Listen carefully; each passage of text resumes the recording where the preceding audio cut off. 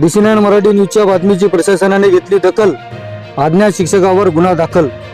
DC9 मराठीने उघड केलेल्या धक्कादायक प्रकारानंतर अखेर प्रशासनाला जाग आली आहे।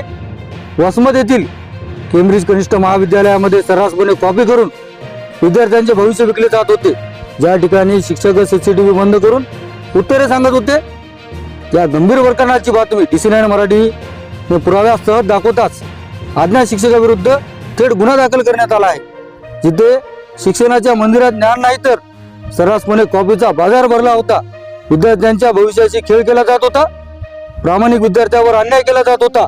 मात्र DC9 मराठीने हा प्रकार कॅमेऱ्यात कैद करून जनतेसमोर आणला आणि बातमी लागताच अज्ञात शिक्षकाविरुद्ध गुन्हा दाखल करण्यात आला आहे।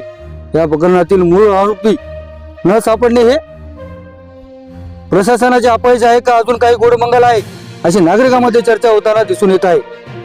DC9 मराठीचा हा दणका म्हणजे शिक्षण माफियांना दिलेला थेट इशारा आहे।